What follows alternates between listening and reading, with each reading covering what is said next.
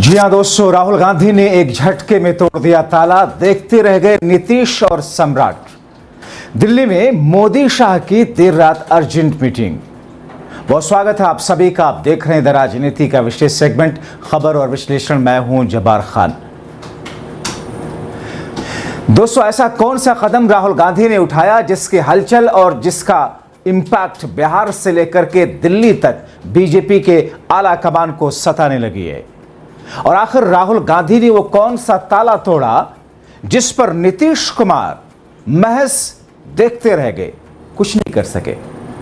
और अब जो बैठक की है मोदी और शाह ने, क्या उसका कोई ऐसा नतीजा निकलेगा जिसमें राहुल गांधी के उस कदम की काट ढूंढ पाए हैं? क्या है पूरा बीते 24 घंटों में राहुल गांधी की नई स्ट्रैटेजी का वो मास्टरमाइंड वाला स्ट्रोक? आपको विस्तार से बताते हैं दोस्तों, क्योंकि इससे इंडिया गठबंधन में न सिर्फ एक नई ऊर्जा आई है, बल्कि बिहार में तेजस्वी की आरजेडी, राहुल की कांग्रेस और इंडिया गठबंधन के दूसरे दलों के कार्यकर्ताओं और समर्थकों में एक नया उत्साह पैदा हुआ है। दोस्तों, ऑपरेशन सिंदूर से पहले जब पहलगाम में अटैक हुआ तो देश इंतजार कर रहा था कि देश, भारत, प्रधानमंत्री नरेंद्र मोदी कोई बड़ा ऐलान पाकिस्तान के आतंकी ठिकानों को तोड़ने के लिए करेंगे। मगर उन्होंने ऐलान क्या किया? ऐलान किया कि हम जातिगत जनगणना करवाएंगे। अचानक, और वो भी वो विरोधाभास से भरा हुआ, क्योंकि खुद प्रधानमंत्री नरेंद्र मोदी जी उसका विरोध करते आ रहे थे। विरोध ही नहीं, उसे पाप बताते आ रहे थे। क्योंकि दोस्तों, इनको वोट के लिए तो दलितों को हिंदू बना देते हैं, मगर वोट के बाद में जब वो दलित पीटा जाता है, जब उसके साथ अत्याचार होता है, तो फिर इनमें शायद वो ब्राह्मणवाद फैल जाता है। ये मैं नहीं कह रहा, ये दलित चिंतन करने वाले लोग कह रहे हैं। दोस्तों, इसीलिए जातिगत जनगणना का छलावा जो कि दिया एनडीए की सरकार ने, मोदी सरकार ने, वो न जाने कौन से डस्टबिन में पड़ा हुआ है। मगर बिहार के ओबीसी और ईबीसी को लेकर के, पिछड़ा और अति पिछड़ा को लेकर के जो स्ट्रैटेजी एनडीए और खासतौर पर नीतीश कुमार और बीजेपी मिलकर बना रहे थे, राहुल गांधी ने एक झटके में उसे साइड कर दिया। और राहुल गांधी ने हुंकार भरते हुए कहा कि दोस्तों, इनका तो सिर्फ गुजरात मॉडल है जिसका छलावा, जिसका धोखा देश के सामने एक विकसित मॉडल के तौर पर पेश किया गया। मगर ये दलितों, पिछड़े वर्ग, पिछड़े लोगों, गरीबों, उनके लिए बुलडोजर और अडानी के लिए हजारों करोड़, हजारों एकड़ की जमीन मुफ्त में या मात्र 1 रुपए में। गांधीनगर गुजरात के पेथापुर बस्ती में 400 से अधिक परिवारों के घर अवैध बता करके उजाड़ दिए गए, जबकि उनके पास बिजली के बिल, टैक्स रसीद, राशन कार्ड, आधार कार्ड, मतदाता पहचान पत्र, सब कुछ चीजें थी। और गुजरात ही नहीं, दिल्ली, देश के अन्य हिस्सों में भी इसी तरीके की तोड़फोड़ की घटनाएं लगातार हुई। उन्होंने कहा कि लोगों के पास अदालतों द्वारा दिए गए स्टे के आदेश भी मौजूद थे, मगर बावजूद इसके पिछड़ों, अति पिछड़ों के साथ में कैसे ज्यादती इन लोगों ने की, क्योंकि इनकी सरकार महज वोट चोरी से बनती है। और ऐसे में देश की संपत्ति अपने चुनिंदा लोगों के पास में ही रखते हैं ताकि इनको मौके पर काम आए, मगर पिछड़े दलित भाइयों का इनके पास में कोई एजेंडा, कोई मुद्दा दिल से है ही नहीं। और इसीलिए दोस्तों, 24 सितंबर को इंडिया गठबंधन की जो बैठक हुई बिहार में, उस बैठक में सबसे महत्वपूर्ण एक जो फैसला लिया गया, उसमें अति पिछड़ा न्याय संकल्प संगोष्ठी में, जिसमें इंडिया गठबंधन की तरफ से 10 सूत्रीय प्रस्ताव को जो पारित किया, उससे एनडीए बिहार में चिंतित है। क्योंकि बिहार में अगर ओबीसी और ईबीसी जिसके साथ लग गया और या जिसके खिलाफ हो गया, तो फिर उत्तर प्रदेश 2024 के लोकसभा चुनाव जैसी स्थिति बीजेपी की हुई, वैसी उसकी हो जाएगी। अब ऐसे में दोस्तों, न सिर्फ प्रस्ताव पारित किया गया, बल्कि यह दावा किया गया राहुल गांधी की तरफ से कि बिहार में सरकार बनते ही उसे लागू किया जाएगा। और इसीलिए इसके लिए 50% आरक्षण के उस ताले को राहुल गांधी ने तोड़ डाला। उन्होंने कहा कि यह संकल्प हमारे गठबंधन का विजन है, जबकि बीजेपी यूपी में जाति आधारित प्रदर्शन करने पर रोक लगा रही है।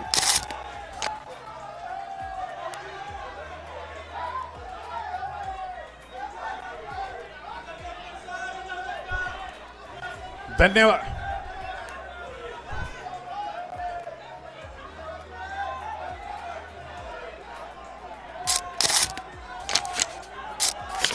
यहां पे नीतीश जी की सरकार कितने सालों से है? 20 सालों से है। मुझे आप बताइए, ये उन्होंने क्यों नहीं किया? ये क्यों नहीं किया उन्होंने? हम आपके साथ बैठे, मीटिंगें की, आपने बताया कि भैया ये करना है, हमने कर दिया। 20 साल उन्होंने ये क्यों नहीं किया?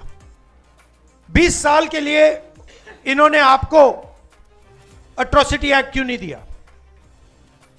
20 साल के लिए इन्होंने कॉन्ट्रैक्ट्स में आपको रिजर्वेशन क्यों नहीं दिया? ये क्या कर रहे थे? एक ये आपसे वोट ले रहे थे और आपको यूज करके आपको फेंक रहे थे, दबा रहे थे।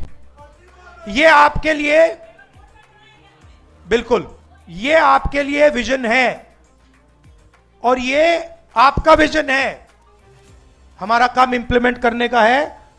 मैं आपको खारगे जी, केशवी जी, सानी जी, बाकी जो स्टेज पे लीडर्स हैं, हम आपको कह रहे हैं कि ये गारंटी करके हम बिहार में इंप्लीमेंट करेंगे। दोस्तों, केंद्र की मोदी सरकार के 11 वर्ष और बिहार की बीजेपी जेडीयू के 20 वर्ष बताते हैं कि जाति जनगणना और अति पिछड़ा पर किस्ता और बीजेपी ढकोसले करते रही है, देश ने देखा है। मैं आपको यहां पर जल्दी से बिहार में इंडिया गठबंधन के अति पिछड़ा न्याय संकल्प को 10 बिंदुओं में जल्दी से समझाता चलूं, ताकि आप समझ सकें कि आखिर अति पिछड़ों के लिए क्या कुछ किया है या करने जा रहे हैं। संकल्प इनका क्या है? पहला, अति पिछड़ा अत्याचार निवारण अधिनियम पारित किया जाएगा। दूसरा, अति पिछड़ा वर्ग के लिए पंचायत और नगर निकाय में वर्तमान 20% आरक्षण को बढ़ाकर 30% किया जाएगा। तीसरा, आबादी के अनुपात में आरक्षण की 50% की सीमा को बढ़ाने के लिए विधानमंडल पारित कानून को संविधान की 9वीं अनुसूची में शामिल करने के लिए केंद्र सरकार को भेजा जाएगा। और ये छल किया दोस्तों नीतीश और बीजेपी की सरकार ने, क्योंकि 9वीं सूची में जो कुछ इन लोगों ने किया, ढकोसला किया कि हमने ये किया, ये कर रहे हैं, 9वीं सूची में नहीं डाला था। चौथा, नियुक्तियों का चयन, उसकी प्रक्रिया नॉट फाउंड सुटेबल। दोस्तों, आप देखते हैं किसी भी तरह के शैक्षणिक संस्थानों में या नौकरियों में आमतौर पर उस कॉलम के नीचे लिख दिया जाता है NFS, यानी कि नॉट फाउंड सुटेबल। उसमें कौन होते हैं? दलित, अति पिछड़ा। इसे अवैध घोषित किया जाएगा, यानी कि ये फॉर्म से नहीं हटाया जाएगा, ढूंढा जाएगा ऐसे लोगों को, ताकि वहां की रिक्तियां, वहां के उस पद को रिक्त न रखा जा सके। पांचवा, अति पिछड़ा वर्ग की सूची में अल्प या अति समावेश से संबंधित सभी मामलों को एक कमेटी बना करके निष्पादित किया जाएगा। छठा, अति पिछड़ा, अनुसूचित जाति, जनजाति और पिछड़ा वर्ग के सभी आवासीय मुहिमों को शहरी क्षेत्रों में 3 डेसिमल और ग्रामीण क्षेत्रों में 5 डेसिमल आवासीय भूमि उपलब्ध कराई जाएगी, एक बड़ा कदम। सातवां, यूपीए सरकार द्वारा पारित शिक्षा अधिनियम 2010 के तहत निजी विद्यालयों में नामांकन के लिए आरक्षित सीटों का आधा हिस्सा अति पिछड़ा, पिछड़ी जाति, अनुसूचित जाति, जनजाति के बच्चों के लिए निर्धारित कर दिया जाएगा। आठवां, 25 करोड़ रुपयों तक के सरकारी ठेकों आपूर्ति कार्यों में अति पिछड़ा, अनुसूचित जाति, जनजाति और पिछड़ी जाति के लिए 50% आरक्षण का प्रावधान होगा। नौवां, संविधान की धारा 15(5) के अंतर्गत राज्य के सभी निजी शिक्षण संस्थानों के नामांकन के लिए आरक्षण लागू किया जाएगा। और 10वां, आरक्षण की देखरेख के लिए उच्च अधिकार प्राप्त आरक्षण नियामक प्राधिकरण का गठन किया जाएगा। जातियों की आरक्षण सूची में कोई भी परिवर्तन केवल विधानमंडल की अनुमति से ही संभव होगा। दोस्तों, ये जो 10 बिंदु पारित किए गए और जो संकल्प लिया गया, जाहिर तौर पर अगर ये धरातल पर उतर गए तो यकीन मानिए अति पिछड़ों का कायाकल्प हो जाएगा। उधर इंडिया गठबंधन के प्रमुख पार्टी आरजेडी नेता तेजस्वी यादव ने इस मौके पर जो कुछ कहा वो इस समय काफी चर्चा में है। दोस्तों, ये सत्ता में जो लोग बैठे हैं अभी, जो लोग कर्पूरी जी को गालियां देते थे, आज ये सामाजिक न्याय और आप लोगों की ताकत है कि जो गाली देने वाले भी लोग हैं उनको भारत रत्न देना पड़ रहा है। और आप सब लोग जानते हैं, शुरू से ही हम लोगों ने मांग उठाई थी। प्रधानमंत्री नरेंद्र मोदी जी आए थे विधानसभा, उस मंच से हमने प्रधानमंत्री जी के सामने मांगा था कि कर्पूरी जी को भारत रत्न दिया जाए।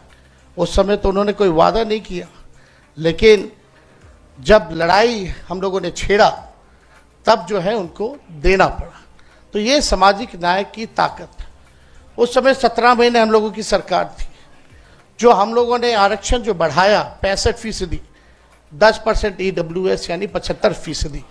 उस समय भी हम लोग बढ़ाने के बाद केंद्र सरकार को कैबिनेट से हम लोगों ने एक प्रस्ताव भेजा, जैसे तमिलनाडु में शेड्यूल 9 में है, अनुसूची 9 में, उसी हिसाब से बिहार में जो हम लोगों ने आरक्षण बढ़ाया है उसको अनुसूची 9 में जो है आप लोग डालने का काम कीजिए। लेकिन 11 महीने 12 महीने तक इसको नहीं डाला गया। अभी बिहार विधानसभा सत्र चालू हुआ था, उसमें भी हम लोगों की मांग थी, लेकिन कोई नहीं सुना।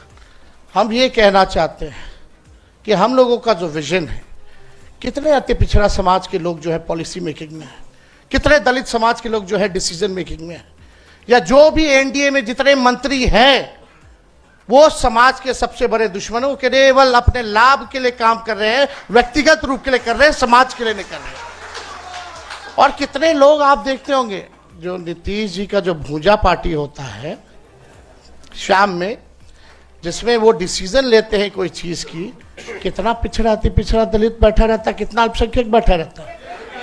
कौन लोग हैं वो जो बैठे रहते हैं? वही आरक्षण विरोधी। ये आरक्षण विरोधी नहीं, हम तो कहते हैं ये लोग आरक्षण चोर है। भाजपा ये आरक्षण चोर है, चोरी कर रही है आरक्षण। लाखों के तादाद में नौकरियां मिल रही है, नुकसान किसको हो रहा है? क्योंकि जो हम लोगों ने महागठबंधन ने जो आरक्षण बढ़ाया उसका लाभ अभी किसी को नहीं मिल रहा, फेंक दिया गया है कूड़ेदान में।